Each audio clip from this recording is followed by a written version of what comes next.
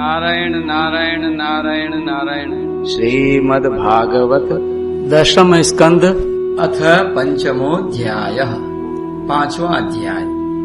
गोकुल में भगवान का जन्म महोत्सव। श्री सुखदेव जी कहते हैं, परीक्षित, नंद बाबा बड़े मनस्वी और उदार थे। पुत्र का जन्म होने पर तो उनका हृदय विलक्षण आनंद से भर गया। उन्होंने स्नान किया और पवित्र होकर सुंदर सुंदर वस्त्र आभूषण धारण किए। फिर वेदज्ञ ब्राह्मणों को बुलवाकर स्वस्ति वाचन और अपने पुत्र का जात कर्म संस्कार करवाया। साथ ही देवता और पितरों की विधि पूर्वक पूजा भी करवाई। उन्होंने ब्राह्मणों को वस्त्र और आभूषणों से सुसज्जित 2 लाख गौएं दान की। रत्नों और सुनहले वस्त्रों से ढके हुए तिल के 7 पहाड़ दान किए। संस्कारों से ही गर्भ शुद्धि होती है, यह प्रदर्शित करने के लिए अनेक दृष्टांतों का उल्लेख करते हैं। समय से नूतन जल, अशुद्ध भूमि आदि शुद्ध होते हैं। स्नान से शरीर आदि शुद्ध होते हैं। प्रक्षालन से वस्त्र आदि शुद्ध होते हैं।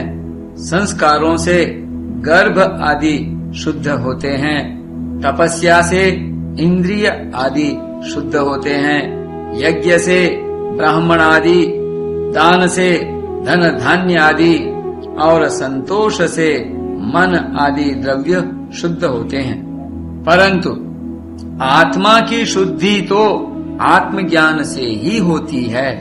उस समय ब्राह्मण, पौराणिक, सूत, वंश का वर्णन करने वाले मागध और समय अनुसार उक्तियों से स्तुति करने वाले भाट, बंदीजन मंगलमय आशीर्वाद देने तथा स्तुति करने लगे।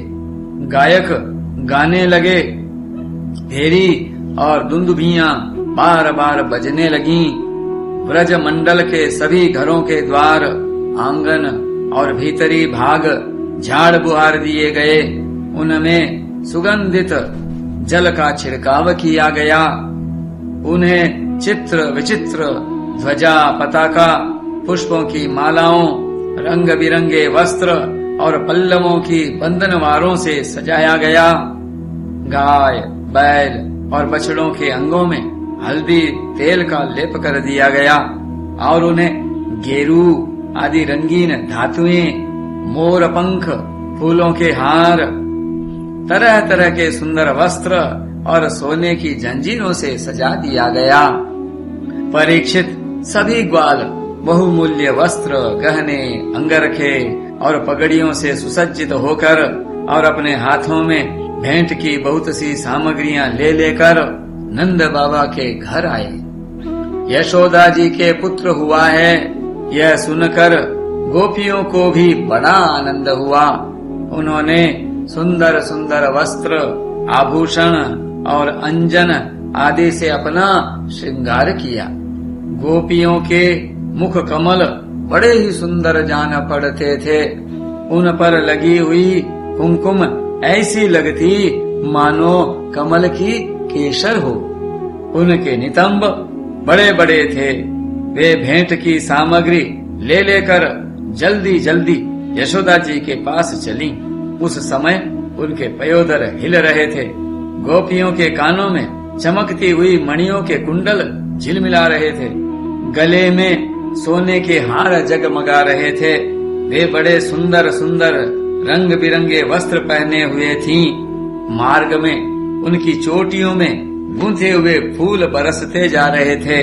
हाथों में जड़ाऊ कंगन अलग ही चमक रहे थे। उनके कानों के कुंडल, पयोधर और हार हिलते जाते थे। इस प्रकार नंद बाबा के घर जाते समय उनकी शोभा बड़ी अनूठी जान पड़ती थी। नंद बाबा के घर जाकर वे नवजात शिशु को आशीर्वाद देती, यह चिरजीवी हो, भगवान इसकी रक्षा करो।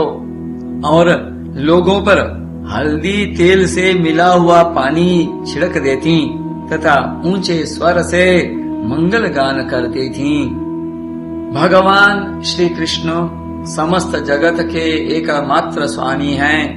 उनके ऐश्वर्य, माधुर्य, वात्सल्य सभी अनंत हैं।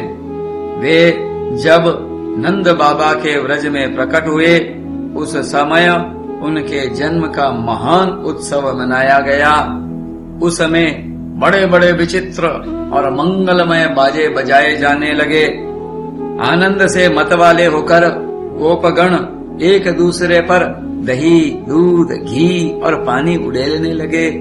एक दूसरे के मुंह पर मक्खन मलने लगे और मक्खन फेंक फेंक कर आनंदोत्सव मनाने लगे। नंद बाबा स्वभाव से ही परम उदार और मनस्वी थे। उन्होंने गोपों को बहुत से वस्त्र, आभूषण और गौएं दी। सूत, मागध, बंदीजनों, नृत्य, वाद्य आदि विद्याओं से अपना जीवन निर्वाह करने वालों तथा दूसरे गुणीजनों को भी नंद बाबा ने प्रसन्नता पूर्वक उनकी मुंह मांगी वस्तुएं देकर उनका यथोचित सत्कार किया। यह सब करने में उनका उद्देश्य यही था कि इन कर्मों से भगवान विष्णु प्रसन्न हों और मेरे इस नवजात शिशु का मंगल हो। नंद बाबा के अभिनंदन करने पर परम सौभाग्यवती रोहिणी जी दिव्य वस्त्र, माला और गले के भांति भांति के गहनों से सुसज्जित होकर गृह स्वामिनी की भांति आने जाने वाली स्त्रियों का सत्कार करती हुई विचर रही थीं।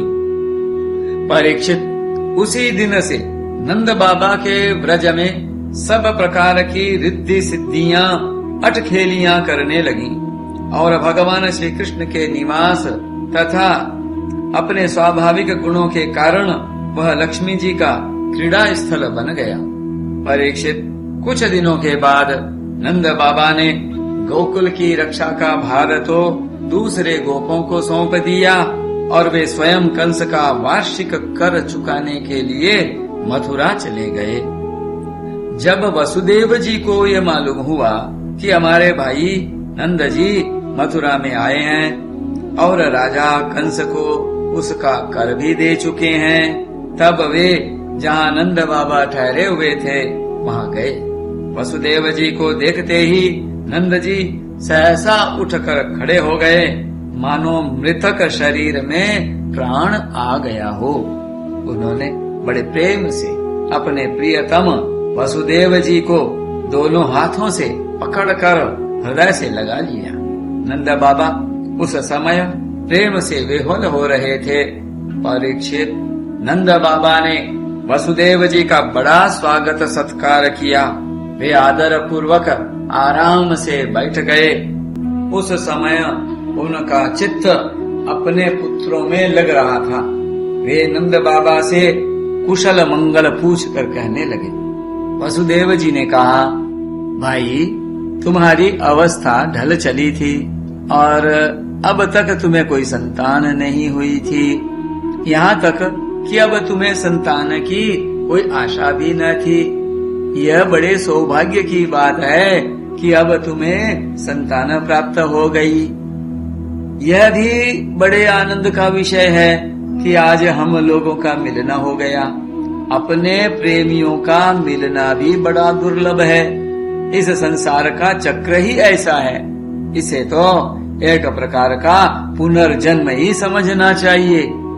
जैसे नदी के प्रबल प्रवाह में बहते हुए बेड़े और तिनके सदा एक साथ नहीं रह सकते, वैसे ही सगे संबंधी और प्रेमियों का भी एक स्थान पर रहना संभव नहीं है। यद्यपि वह सबको प्रिय लगता है, क्योंकि सबके प्रारब्ध कर्म अलग अलग होते हैं।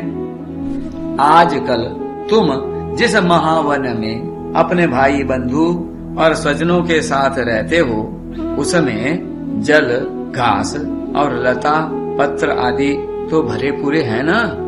वह वन पशुओं के लिए अनुकूल और सब प्रकार के रोगों से तो बचा है।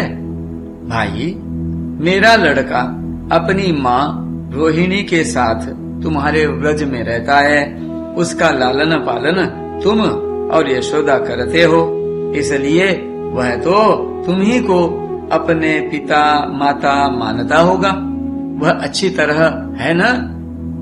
मनुष्य के लिए वे ही धर्म, अर्थ और काम शास्त्र विहित हैं, जिनसे उसके स्वजनों को सुख मिले। जिनसे केवल अपने को ही सुख मिलता है किंतु अपने स्वजनों को दुख मिलता है, वे धर्म, अर्थ और काम हितकारी नहीं है। न तेषु क्लिश्यमानेषु त्रिवर्गोऽर्थाय कल्पते। नंद बाबा ने कहा, भाई वासुदेव, कंस ने देवकी के गर्भ से उत्पन्न तुम्हारे कई पुत्र मार डाले। अंत में एक सबसे छोटी कन्या बच रही थी, वह भी स्वर्ग सिधार गई। इसमें संदेह नहीं कि प्राणियों का सुख दुख भाग्य पर ही अवलंबित है। भाग्य ही प्राणी का एकमात्र आश्रय है। जो जान लेता है कि जीवन के सुख दुख का कारण भाग्य ही है, वह उनके प्राप्त होने पर मोहित नहीं होता। वसुदेव जी ने कहा, भाई, तुमने राजा कंस को उसका सालाना कर चुका दिया, हम दोनों मिल भी चुके। अब तुम्हें यहाँ अधिक दिन नहीं ठहरना चाहिए, क्योंकि आजकल गोकुल में बड़े बड़े उत्पात हो रहे हैं। श्री सुखदेव जी कहते हैं, परीक्षित, जब वसुदेव जी ने इस प्रकार कहा, तब नंद आदि गोपों ने उनसे अनुमति ले बैलों से जुते हुए छकड़ों पर सवार होकर गोकुल की यात्रा की। नारायण।